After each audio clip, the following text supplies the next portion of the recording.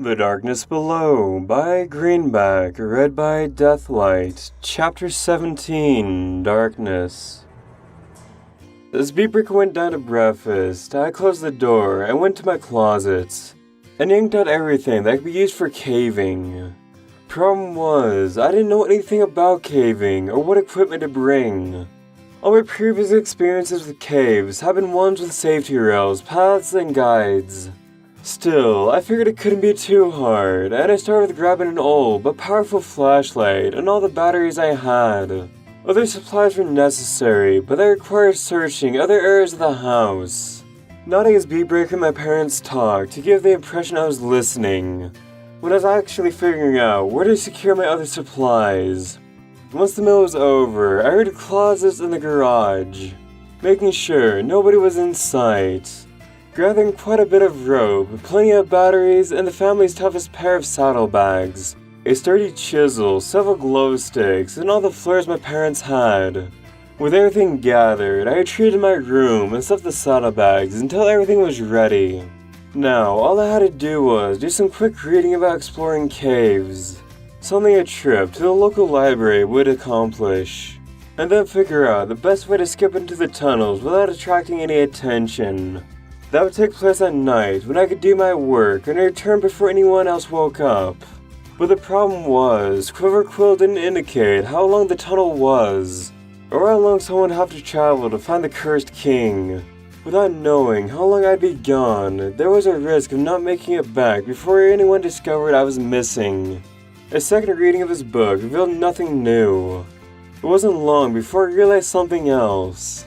And the many times my parents told me about Quiverquill, they never revealed how he died, or what happened to him. So I asked Mom if she knew. Turns out she didn't. Neither did Dad. One day, Mom said, Quiverquill just disappeared, and no trace of him was ever found. It couldn't have been a coincidence that Quiverquill's last words were about him heading into the tunnel beneath Sadalanka. I wanted to get the horn of the Cursed King, but I wasn't going to risk my life to do so. I was pondering the thought in my room, and Beatbreaker knocked on the door. Hey, you okay? You look a little gloomy.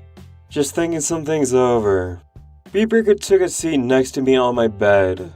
Do you have anything you want to talk about? Anything I can help you with? Could I tell Beatbreaker what I was really thinking? She had given me wings, but only with a great reluctance. How would she take the news of going after a cursed horn deep beneath the mountains? And what of Mangus or the break-in? How would she handle knowing that her staff rider was an attempted thief? No, I couldn't tell her anything. But I could test the waters and see how open she was to the idea of horns. Well, I've got an idea why this tour isn't working out. I told her. I think it's because everyone thinks I'm being selfish, using these wings only for my own gain. But I think if I got a horn. Beatbreaker flinched. If I got the ability to cast magic, then I can show everyone that I'm not just in it for myself. I'd be like Celestia, I could go anywhere, do anything, and help out anyone I came across. Then they realized I'm not being selfish. Beatbreaker was quiet, and I could tell she was trying to figure out how to break the news gently. You know what I told you about horns, right? I nodded. But what if I were to actually get one? Do you think it could be surgically attached? Beatbreaker eyed me again. I don't know, but even if you got one, ponies would still doubt you. You think that Heckler would suddenly become your biggest fan overnight if he could cast magic? No, but he'd probably shut his mouth if he saw me going around and doing good. And it'd be easier with a horn instead of wings. You can still do good without magic. If that's what you're meant to do, then the opportunity will come. We just have to wait for when the moment's right. Trying to rush it is dangerous, you know? Did I get these wings by just sitting around and twiddling my hooves? That's not what I meant. I sighed. I know, but I just don't want to sit around and wait for things to happen. When the opportunity comes, it'll be worth it. I know it, and you won't have to wait alone. Beatbreaker put her hoof on mine. I'll be with you every step of the way. So that was it. Even if I had a horn, she wouldn't attach it. Maybe with time and some gentle pressure, I figured I could convince her to give it a shot. And in case logic didn't work, well, I could always use my charming voice to strongly suggest that it might be worth a shot. The moment was interrupted by a shout from the first floor. "Silver Speak, Beatbreaker, message for you!" I got off the bed. Well, who knows? I joked, figuring some levity would lighten the mood. Maybe that's my moment. We went down and found a mail pony with a letter for us. I took it, recognizing Coin Counter's writing style as I read the letter's contents aloud. "Dear Silver Speak and Beatbreaker, please be forewarned that we'll be departing Sadalanka tomorrow evening, 6 p.m. sharp." Well, it looks like we're back on the road once again, Beatbreaker said. Wonder if he made up his mind on where we're going. Calmly putting the letter down, I excused myself and headed into the bathroom, where I grabbed a paper bag and hyperventilated into it. If we were leaving tomorrow, then there was no time to go to the library, or get more supplies, or anything of the sort. And if we left Sadalanka without the horn in my possession, then I might not have gotten another chance to come back before Mangus's year was up. I had no choice, I had to act and fast. But waiting until everyone was asleep would take too long. It left me with 6, maybe 7 hours at most to get into the tunnels and back. Beatbreaker would want to sleep in my room again and would hear me coming and going. And if Mangus came in during the night and found I was gone, I'd be in even more trouble. The back kept extending and collapsing. I couldn't see a way out, but I refused to give in to the fear. I had already faced worst case scenarios and made it through them. This was no different, I just had to come up with a plan. Then in a flash, that plan came to me. It was a desperate one, but it was logical, efficient, and most important, doable in what little time I had. As the afternoon came to an end, I went to my parents and said that, because this is going to be my last night for a long time, I wanted to cook a special dinner for everyone. They thought it was a wonderful idea. Thus, with my most cheerful face, I went to work, gathering the ingredients for herb tomato soup I had learned to make while working at the grocery store. When they were assembled, I began to cook. Curious of what I was doing, Beatbreaker came in and volunteered to help. Having never really cooked a meal before due to her demanding schedule, or being too tired from said schedule, she was eager to learn, and I showed her how to blend all the ingredients together, along with cooking the tomatoes and vegetables. As Beatbreaker put everything into the mixing pot, I made sure my parents were watching as I took a particular set of herbs from the cupboard. When I was little, my mom would sometimes give me a special herb drink to help me sleep on nights when I had an occasional insomnia. While I hadn't used it much since then, I had never forgotten the brew. And I learned one night what an overdose could do. If you weren't careful, knock someone out for an entire day. Or instead of a single individual, an entire group. Handing the herbs over to Beatbreaker, I asked her to slip them into the liquid. She did so. When the soup was done, everyone gathered around the table, including Mangus and his fellow guards, playing the part of the generous host. I poured a healthy portion of the soup into everyone's bowls, beaming as they slurped it up. There was the usual dinner talk with chit-chat from Mom and Dad about what all of us would be doing back in Manhattan. I gave some general, non-specific answers, keeping a close eye on everyone as they ate. Mom yawned, and then Mangus did the same.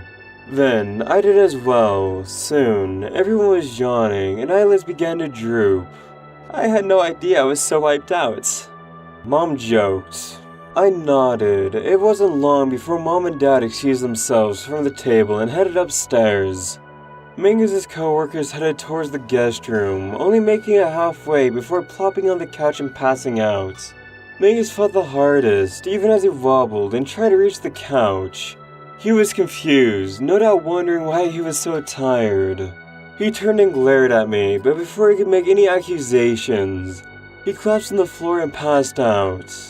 Boy, I guess, the lazy day really takes a lot out of you, huh? I nodded, slipping one of her arms over my shoulder as I helped her up the stairs. Once in my room, I half lifted, half drug her into my bed, and then tucked her in. Aren't you tired? I struggled to talk through a particularly long yawn. Yeah, I just need to Beatbreaker had already closed her eyes and was snoring away. Watching for a few moments to make sure Beatbreaker was well and truly asleep. I then checked on my parents and found them equally passed out. I bolted downstairs and made sure Mangus and his goons were asleep. And ran to the kitchen where I grabbed several herbs from the cabinet and brewed myself a hot mug of tea, where I gulped it down as fast as I could. My yawn's lessened, then stopped as the fatigue passed. Relieved, I looked out the windows. I still had 2 hours before nightfall. If all went well, everyone in the house would be asleep for at least 12 hours, possibly more. This was my chance, and I couldn't afford to waste the moments. Heading back to my room, I gathered my equipment in saddlebags, shaking it as I strapped it onto my body. I started for the door, but stopped. I had to get going, but it took a few more moments to look over Beatbreaker once more, watching her peaceful face as she slept. Fluffing her pillow, I turned off the light as I checked my parents', watching them for a few moments too. It wasn't comfortable to think about, but in case something happened to me, I wanted to have the mental image of Beatbreaker and my parents to remain with me, to make them the last ponies I saw before descending into the darkness below. Turning off the light, I took a deep breath and headed downstairs. When I had been a little cold, my parents had told me not to go down into the basement, saying it was old, dangerous, and no place for the young. My desire to go down there only became stronger, requiring a lock to be placed on the handle. But the lock was gone when I went to the door, giving me access to the basement for the first time in my life. The stairs behind the door were old, rotting wood, creaking beneath me as I walked down. Finding myself in a chamber made from ancient bricks. The walls stocked with old boxes and chests. As a young colt, such a place would have driven my imagination into overdrive. No one had been down here in years. Who knew what treasures and secrets lie inside? I searched for a hidden passage, a door, anything to indicate where Quiverquill's tunnel was. It was only by chance my light shone across the wall, revealing less faded than the ones around me. Perhaps there was something behind that section of wall, something that others wanted to seal away. I kicked the wall, hitting the bricks again and again, and then harder as cracks appeared. Within moments, the whole thing collapsed. Stepping over the rubble, I walked inside what appeared to be Quiverquill's old study. The stone walls were cold and colorless, with long-dead lanterns screwed onto them.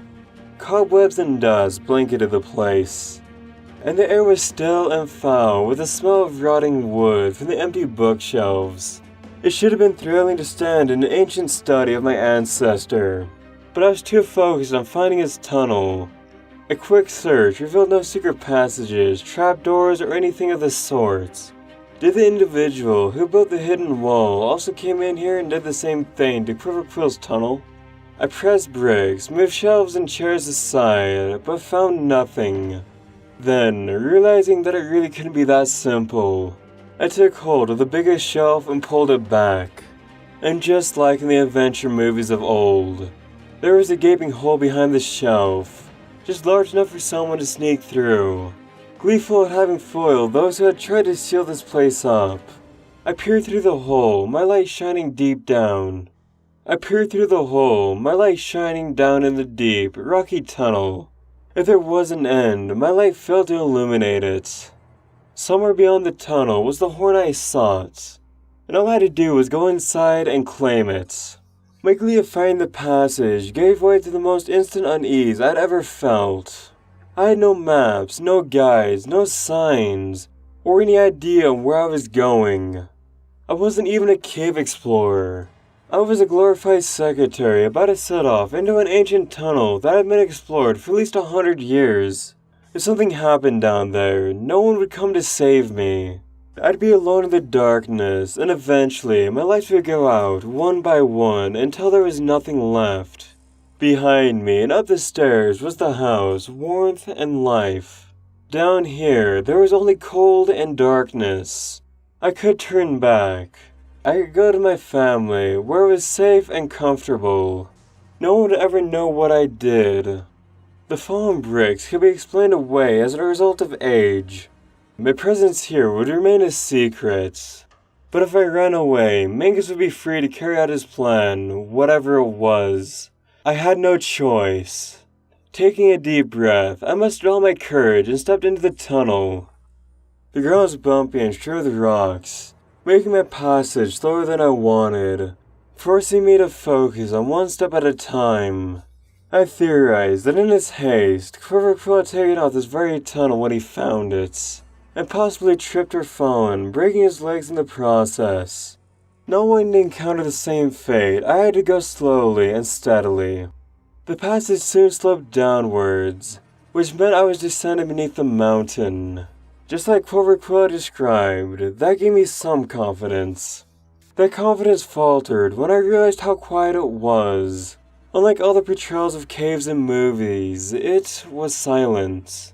There was no sound of water dripping, or rocks falling, or gusts of spooky wind blowing through the passage. It was silent.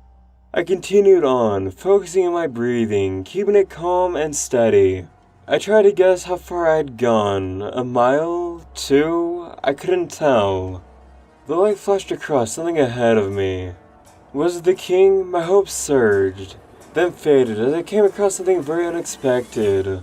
A massive stone door that formed a perfect seal against the tunnel. It had been there a long time, judging from the cobwebs that draped it like grotesque curtains. Though there were many locks in place, it took only a few moments to undo them, including an enormous latch of steel that held the whole thing closed. Grabbing hold of a chain, I slowly pulled it open, stone grinding against stone as it moved. Making sure that the door remained open, I slipped past and continued down the passage. I kept walking until the passage went down a sharp angle, forcing me to be extra cautious as I descended, inch by inch, until I came across another slope going in the opposite direction. As I headed downward, I realized I was going down a series of switchbacks. That was a reason to be hopeful. Switchbacks didn't happen naturally, which meant the ponies had carved out these passages. And if they had carved them, then that meant I was on the right track. For those were too well formed to be Quiverquill's work. The switchbacks finally stopped, and I was glad to rest my legs for a minute. The air was slightly colder than above, and staler as well. Nobody had been down here for a long time. With my legs recovered, I continued. Without any way to check the time, I cursed myself for not bringing along a watch. I had no idea how long I'd been in the tunnels. Judging from a quick estimate of my walking speed and how many steps I've taken, it had to have been no more than an hour. That was good. I was making great progress. The light from my flashlight revealed scrape marks on the walls, perhaps the remains of some explosion or blast that had been used to create this passage. I was still on the right track. I even began to relax a little. Then the passage stopped. For a moment, I feared I reached a dead end. Looking forward, I saw that wasn't true.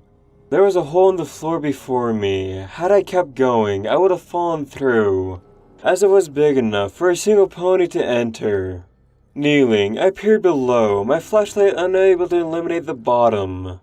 Taking a glow stick from my saddlebag, I cracked it, casting a red glow as I tossed it down the hole, where it landed 50 feet below. I could fly down there and back up my wings, but it's better to be safe than sorry. Thus, I took a long safety rope from the saddlebags and clipped it to one of the nearby rocky outcroppings. A tug and shred was tight, and I slid down to the chamber below. No sooner as my hooves touched the stone than I shivered. It was far colder down here than the tunnel above. Grumbling at not having brought a sweater, I looked about, getting my bearings. Unlike the passages above, this chamber had been carved out by nature, not by hands or hooves.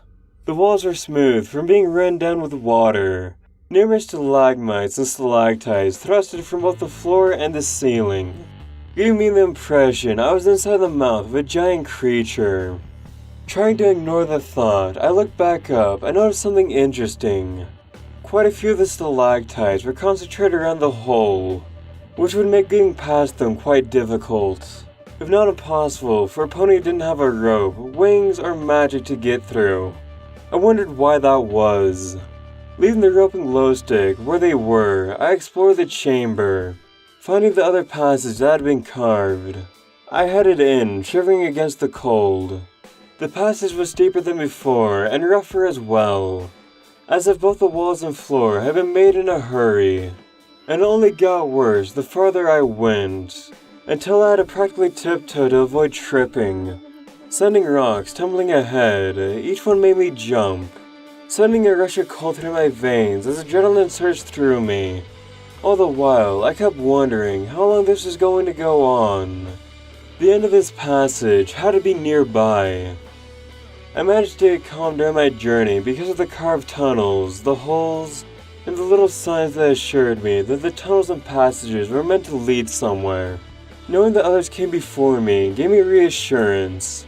If the poets of long ago had gone this way and returned, then so can I. I had nothing to fear. That's when the passage stopped, or rather, the carved one, because beyond it was another natural cavern, with several tunnels of various shapes and sizes, some natural, some carved, and all trailing off in different directions. Some were small enough only for a single pony to go through, while others were tall enough to accommodate a house. It dawned on me that whoever had designed and built these passages weren't an idiot. If they entombed their king down there, they didn't want others to come down here and free him. Thus, it would make sense to create traps, or other things to throw a would-be rescuer off course, when the passages before me was the correct one. But there was no way of knowing which it was. Choose correctly, and I would find the horn. Choose wrong, then I'd end up going down a tunnel that went on for miles, or dropped into a bottomless pit, or worse. I had no idea which tunnel to take. Don't panic, I thought, biting my lip. Don't panic, there has to be a way to figure it out. There always is. Think. It eventually dawned on me that if I was carving tunnels throughout this place, I'd want to make my cactive down in a tunnel that'd be the hardest to access. So naturally, the tiny one that's barely large enough for me to squeeze through, except I'd planned for somebody to think of that. Lighting another glow stick, I dropped it and headed down the largest tunnel, praying it was the right one. It was naturally carved, for the walls were smooth, and the teeth of the earth were too close together to have been left by anyone wishing for a steady, easy passage. I had gone just far enough that the entrance was out of sight when I heard some rocks falling beside me.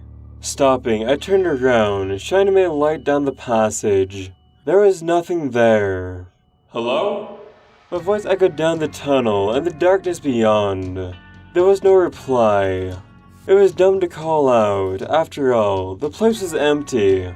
Perhaps I just wanted to hear my own voice, but I figured that a rock had tumbled loose. Not something that happened infrequently in these sort of places. But still, having gone so long in complete silence made hearing a rock jarring. My mind swirled, coming up with all sorts of frenzied ideas about what horrors lie within the earth, waiting to snack on any unfortunate ponies who were stupid enough to come down here on their own with no training. I picked up my pace. It wasn't long before the tunnel began to close in. The ceiling dropped ever so slightly. My mind realized I was inside a cramped tunnel far under the earth with no fast way to get out. Despite the cold, sweat dripped down my forehead. I tried to ignore it, focusing on the horn, that beautiful horn that'd be the answer to all my problems. I had to focus on that, and I could get through anything at all. I kept walking through the darkness, my heart pounding. For what seemed like hours, I went down that passage, the slope becoming even steeper. And still it went on, giving no signs of it stopping anytime soon. Was it going down the wrong passage? Perhaps it wasn't a planned tunnel at all, but something that nature had made without caring where it went. And I was on a trip to nowhere. The slope got ever steeper, and I had to lean myself against the wall to brace myself. A few pebbles and rocks went down the slope, and I tried to make my own way down. But it was too steep, and every instinct I had was yelling at me to turn back.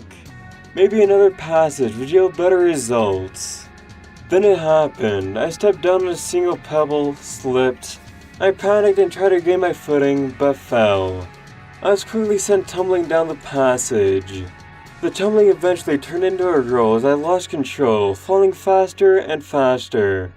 I cried out in fear, lashing out at anything to grab onto. But the tunnel was a blur as I slid down, hitting the walls and stone teeth, being spun around until I couldn't tell which way was up or down. I saw a large pillar before me and spun in a desperate attempt to avoid it, but I wasn't fast enough. I slammed into it, and the flashlight was knocked from my harness, where it fell into a small side tunnel and plunged from sight. The tunnel was cast into darkness. I yelled in pure terror, panicking as I struggled to get into my saddlebags, but a jolt sent all my glow sticks flying out as well, lost forever within the darkness. It was only pure luck that allowed me to grab a flare, and I slammed the tip into the ground, igniting it. The bright light momentarily blinding me, but allowed me to see ahead. It let me see the enormous hole I was sliding towards. No! I shouted, pressed my hooves into the rock so hard that they eventually heated up. Oh no! I fell into the hole, plunging into the darkness.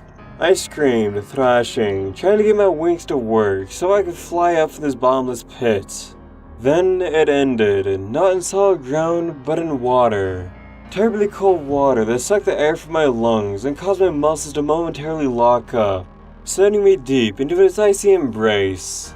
Only the most frantic thrashing I could muster got them going again, and I surfaced, shrieking at the feeling of my skin going numb. The little light I had began to fade. In my sudden shock from the cold, I had dropped the flare, which now was sinking into the water. The light, now only a dim pinprick. Without thinking, I took a deep breath and dove into the water. Without my flashlight and glow sticks, I only had 3 flares left to guide my way, but each only burned for about 10 minutes. I couldn't afford to lose even a single one. I pursued the flare, swimming ever deeper into the pits. Finally reaching the flare, I grabbed it and started to back up. But I had failed to realize just how deep I had gone. I couldn't see the surface above me or the bottom of the pit below, if there was even one. I was suspended in ice water, too far below to reach the surface before running out of air. Things have a way of spiraling out of control when you're in danger. Even more so when you realize you have less than a minute of air left in your lungs. And when it runs out, your death will be cold and painful. Worst of all is knowing is that it's coming, and that there's nothing you can do about it. When you face a moment like that, you'll take any chance of escape, no matter how dangerous it may be. So, when I saw a hole in the wall, my panicked brain latched onto it, figuring that there might be an air bubble inside. I grabbed the hole and pulled myself inside, the light showing that the passage went on, seemingly without end, but there was no turning back. I dragged myself along the outcropping, the walls closing in, scraping against my skin until it was impossible to turn around. My lungs tightened up, pressure began to build. I pulled myself along, faster and harder, using up more of my energy. It felt like my lungs were now a vacuum devoid of air. I had seconds left, and still there was only darkness. The fear closed in, and my mind began to give in to it, the urge to scream building. I was going to die down there, crammed inside a tiny passage, unable to even turn around. I was never going to see my parents again. I was never going to see Beatbreaker again, or the sun, or light, or... The passage curved upwards. I shot upwards, my body giving up a final surge of adrenaline in a desperate attempt to reach a safety that might not even be there. I kicked with everything I had, and my head finally broke through water and into air. I let out the longest scream I ever had given in my life, gulping down all the air I could as I collapsed onto the solid ground, breathing so long and so hard that I felt like my lungs were going to burst. I lay there for several minutes, scarcely able to believe I was alive. I only moved again when my flare sputtered. Glancing to my saddlebags, I took stock of my supplies.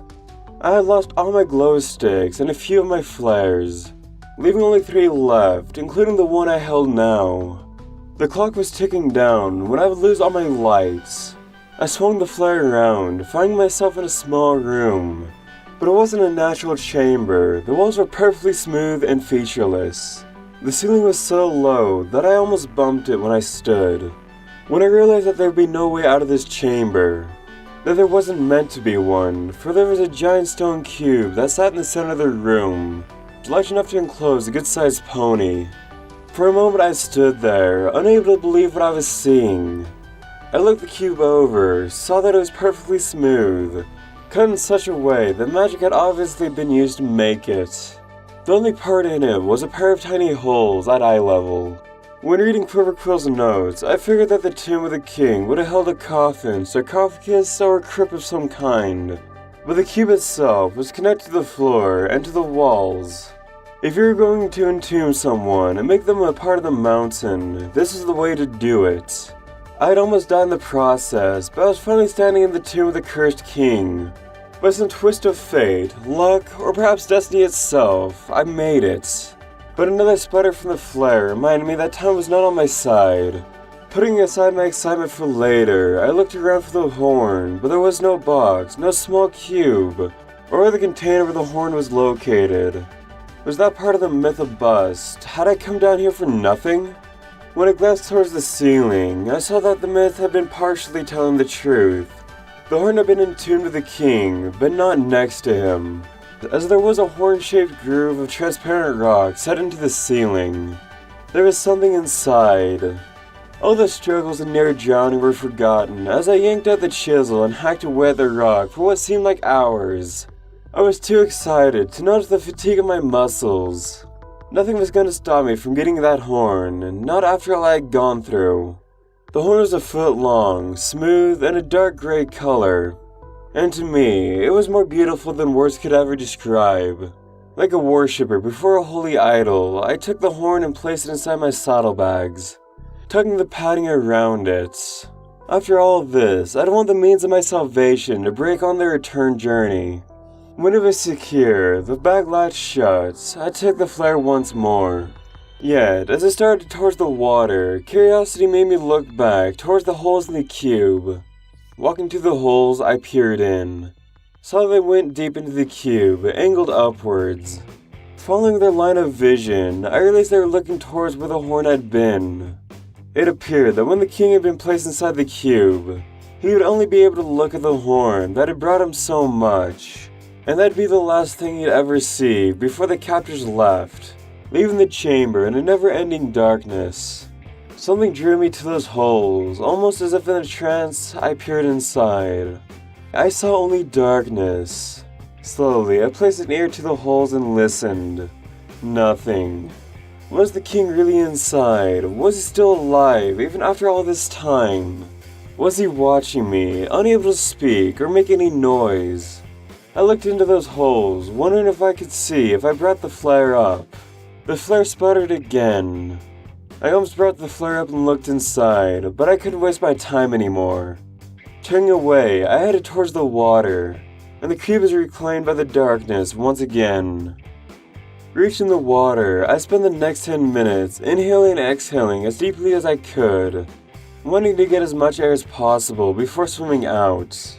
I got quite lightheaded, but with the final, deep breath, I plunged into the tiny hole and swam for all I was worth. The ice water tried to chill the air right out of me, but the extra oxygen allowed me to swim through the cramped tunnel without my lungs aching. There was little fear this time, for if I made it this far, even while panicked, then I could make my way back. Reaching the main shaft, I started upwards. It was harder than before, but finally, the water above me shimmered. I broke the surface, feeling dizzy, but otherwise nonetheless for wear. The flare illuminated the shaft around me, which was lined with numerous rocky spikes that pointed downwards, making it extremely difficult for someone to get out. But with my wings, that wouldn't be a problem. The flare sputtered once more, then died. I dropped it, pulled out another one, and lit it. Just as the flare sputtered to life, I heard movement above me. I looked up as a few pebbles fell into the water. Hello? Is there anyone up there? I called out, wondering if someone had heard me leave the house and follow after me. and was waiting to see if I would surface. Beak breaker? There was no reply. Gulping, I figured I'd been another rockfall. After all, the tunnels and passages were old. They couldn't be expected to stay intact forever. Grabbing the closest spike, I put myself out of the water and beat my wings, flying up into the tunnel. Coming to a stop, I saw some of the pebbles, but there was no one around, or any sign that there had been. I started back up the way I came, but it was slow, going up the steep passage, forcing me to pull myself along, grabbing one pillar after another. But at long last, I reached the tunnel's exit and my prior glow stick. Though it was dead, it at least showed me I was on the right track. I galloped into the large chamber, jubilant at my luck. I climbed up to the main passage, then the switchbacks, the door, and I would be home free. Sliding to a stop, the flare dropping from my mouth. The safety rope was lying on the ground. It had been ripped to pieces. I racked my brain, trying to remember if Quiverquill had mentioned reading about anything living far beyond the surface of the earth. But there was nothing, no notes, no. There was movement beside a nearby passage. My heart almost stopped as I grabbed the flare and jumped up, my wings beating. Reaching the hole, I grabbed on and squeezed myself inside. But not before the sharp tip of a rocky spike sliced into my hindquarters. I cried out, feeling cold trickling down my leg. Something entered the chamber behind me. I ran down the passage, the flare lighting the way. The light was everything, my salvation, my guide, and possibly the only thing keeping whatever was behind me at bay. After all, creatures who favored the darkness feared the light. The flare sputtered. No! I thrust through my bags for the last flare, barely holding on as I lit it. I threw the dying flare behind me to try to blind the unseen pursuer for a few seconds longer. Then I took off down the passage, running like I never ran before. I don't remember much of what happened next. Only that it felt like I was running for days, ignoring the pain in my legs as I stepped over the rocks and pebbles. The slope had helped me on the way down, but now it worked against me. Made me work twice as hard to head upwards. Until, at last it evened out, and I saw the first switchback. I just had to go to the top of the switchbacks, then the door, and I'd be home free. I stopped for a moment, and only a moment, trying to rest my legs for the final burst. And I listened, peering into the darkness of the tunnel behind me. But I heard and saw nothing. Maybe my pursuer had given up the chase. Then I heard it, scraping sounds far in the distance. It was the sound of something coming down the tunnel. I took off, up the slope, running up the steep passage, then turned to go up the next slope. As I feared, my legs began to tighten by the third slope. My muscles began to wear out. But stopping wasn't an option, I had to keep going, focusing every ounce of my willpower to ignore the horrific burning in my legs. Something started up the switchbacks below. Up and up I went, the switchbacks never ending. For what felt like hours, I kept going, even when my legs threatened to give out. But I didn't stop. To stop was to die, or worse. All the while, I heard the echo of scraping sounds below me, steadily getting closer. I reached the final switchback and emerged into the final tunnel. I cried out in agony as I tried to walk, my muscles so tight I could barely move them. I fought to keep going, putting one leg after another. I was so close. That's when the flare sputtered, gave a final burst of light, and faded out. The passage around me vanished as I was plunged into the darkness. Instinctively, I felt through my saddlebags for another light, but my flares and all other sources of illumination were gone. I was in total darkness, unable to see my own hoof if it were an inch in front of me. Then I heard it, far below, giggling. I bolted, my legs screamed in protest, but the fear was greater than the pain, and I was running forward into complete darkness. I tripped, smashing my face onto the ground. Tasting blood, I scrambled to my hooves and kept running. Something entered the tunnel.